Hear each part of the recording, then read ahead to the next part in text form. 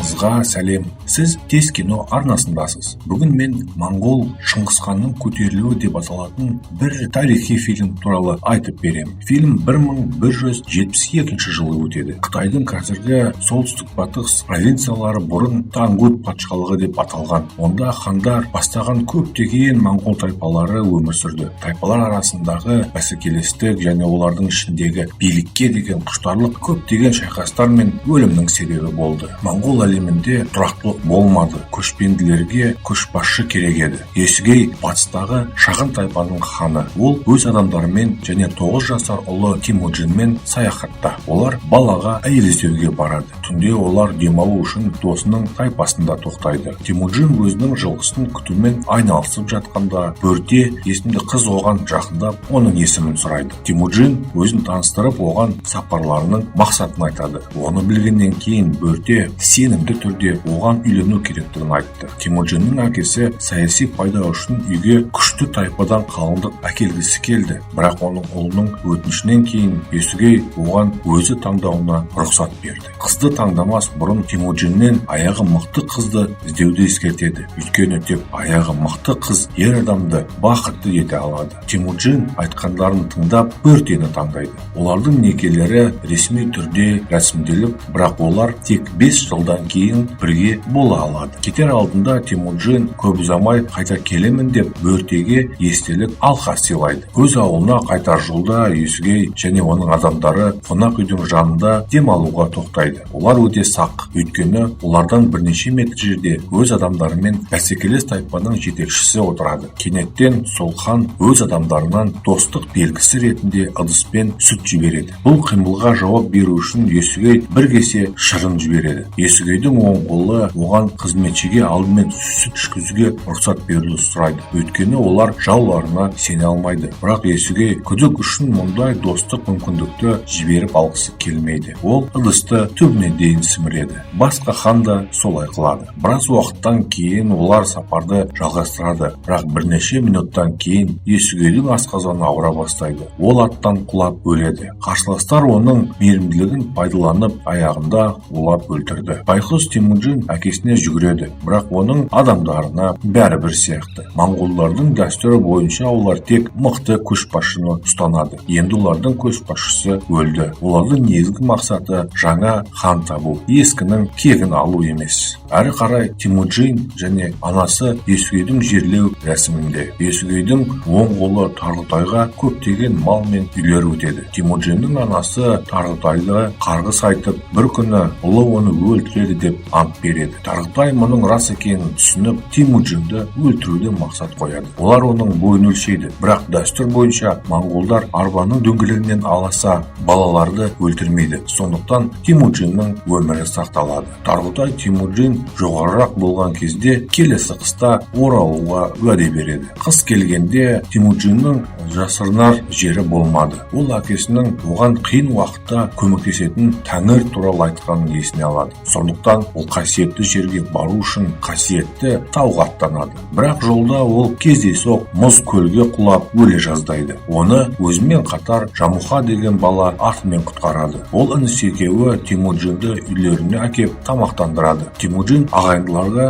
оның өмірін сақтап қалған үшін өте риза болды. Ол Жамуханың қан бауыры болуды ұсынады. Олар бір-біріне адалдығын дәлелдеу үшін қанды сүтпен араластырады және ішеді. Келесі күні таңертең олар оны өлтіру үшін іздеп жүрген Тарғытай мен оның адамдарын көреді. Олар оны ұрлап өздерімен бірге тайпаға барады. Бақытына орай Темуджин өткен уақыттан бері көп өспеген екен. Ол өскенше тұтқында болады. Бір жақсы қария оны күн сайын тамақтандырып, оған жарақаттарымен көмектеседі. Бірнеше күннен кейін олар оның өсуін қайтадан өлшейді. Бірақ ол әлі өспеген екен. Кенеттен жаңбыр жауып, бәрі үйлеріне тарайды. Қария Темуджинді босату үшін осы мүмкіндікті пайдаланады. Бала мойнындағы ағаш кісенмен мүмкіндігінше ұзақ жүгіреді. Ол тауға кетіп, Тәңір құдайына дұға етеді. Темуджин ескерткіш қасынан ақ қасқырды көреді. Ал бірнеше секундтан кейін ағаш тұзақ керемет түрде бұзылады. Келесі сәт 1186 жылға өзгереді. Темуджин өсті, ол ересек болды, бірақ әлі де Тарғұтайдан қашуда. Ақыры бір күні ол ұсталады. Тарғұтай оның мейірімділік сұрап дұға еткенін көргісі келеді, бірақ Темуджин көкірек адам болғандықтан оны жасаудан бас тартады. Нәтижесінде Тарғұтай оның бір сәтте өлтіру орнына оны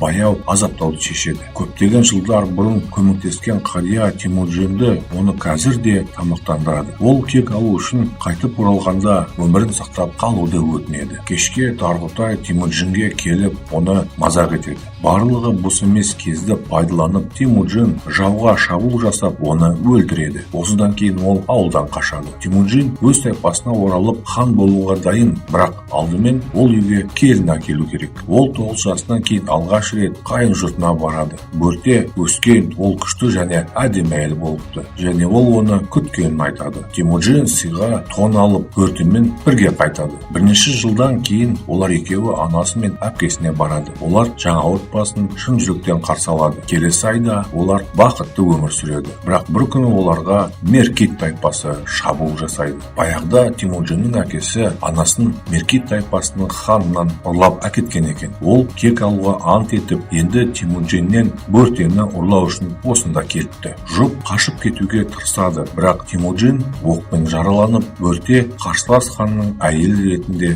ұрланады. Темуджин жақсы болған кезде ол әйелін қайтару керек екенін біледі, бірақ оны жалғыз өз жасай алмайды. Сондықтан ол өзінің ескі хан ағасы Жамухаға барады. Жамуха өсіп қуатты тайпаның ханы болыпты. Ол көмектесуге келіседі, бірақ тек бір жылдан кейін, өйткені ол қазір қолы бос емес екен. Жыл көздің қарашығындай өтеді, және бұл екеуі өз әскерлерімен Меркит тайпасына шабуыл жасайды. Олар барлық адамдарды өлтіріп, тонап, бір үйшік ішінен жүкті бөртені табады. Ол жанында жатқан адамды өлтірген екен. Темуджин бірден бала сонікі екенін айтып, бөртені алып кетеді. Түнде әскерлер жеңісті тойлауда. Осы кездерде Темуджин онымен ілесуге дайын көптеген адамдарды жинай алады. Олар одан ұрлаған малды таратуға сұрағанда, көптеген хандардан айырмашылығы, Темуджин өзіне тек 10% қалдырады, ал қалғанын өз әскеріне береді. Ол тіпті шайқаста қаза тапқан адамдардың отбасы үшін көбірек олжалар береді. Жамуханың екі адамы мұны көріп, Темуджин тайпасына қосылуды шешеді. Монғолдарда өз хандарын таңдауға рұқсат етілген. Жамуха бұл туралы ештеңе істей алмайды, бірақ ол мұны сатқындық деп санайды. Темуджиннің сарбаздары жылқыларын ұрлауға келген адамдарды байқайды. Олар оны қуып кездейсоқ өлтіреді. Ұры Жамуханың інісі екені белгілі болды. Оқиғадан кейін Жамуха мұны өзінің қан ағасы екенін ұмытып, Темуджинді өлтіруді мақсатқа айналдырады. Ол басқа тайпамен бірігіп, Темуджин тайпасына шабуыл жасайды. Темуджиннің өзінің халқы ұрысты жеңе алмайтынын біледі, өйткені олар өте көп еді. Алайда ол әйелдер мен балаларды жіберіп, ер адамдарға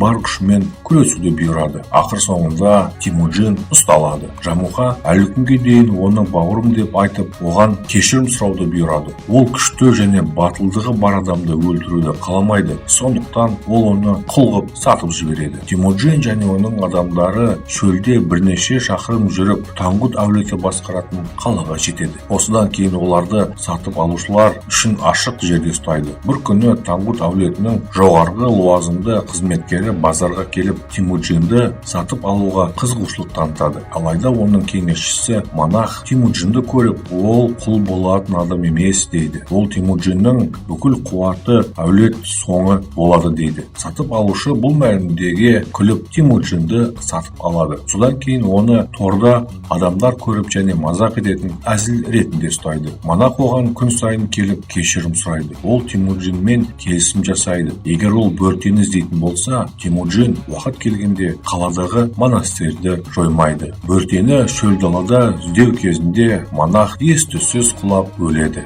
Бақытына орай оны бөрте тауып алып, ол бірнеше жыл бойы оған ие болған ажирелді таниды. Ол күйеуінің әлі тірі екенін және оны іздеуге қалаға аттанады. Оны табу үшін көп уақыт қажет болмады. Сол түні ол күзетшіге пара беріп, Темуджинге қашуға көмектеседі. Ол ұлының өскенін және бөртенің екінші қызы бар екенін көріп таңғалды. Ол басқа еркекке күн көріп балаларын асырау үшін қосылғаны белгілі. Темуджин оны құрбандығы үшін одан да жақсы көріп, кішкентай қызды менің қызым деп мойындайды. 4 адамнан құралған отбасы үйіне оралып, бір ай бойы бақытты өмір сүреді. Балалар әкесін жақсы көреді және онымен үнемі ойнайды. санайды. Бір күні бөрте монголдар бірдей, олар ұрлайды, тонайды және өлтіреді дейді. Айтылған шамалы болғанмен ол Темуджинге үлкен әсер қалдырады. Ол отбасын қалдырып енді ережелер жасап монголдарды біріктіруді шешеді. Тіпті ол үшін тайпалардың жартысын өлтіруге мәжбүр болса да. Олар ұстануға тиісті 3 негізгі ереже: ешқашан әйелдер мен балаларды өлтірмеу, жауларымен соңына дейін күресіп және ешқашан ханға опасыздық жасамау. Уақыт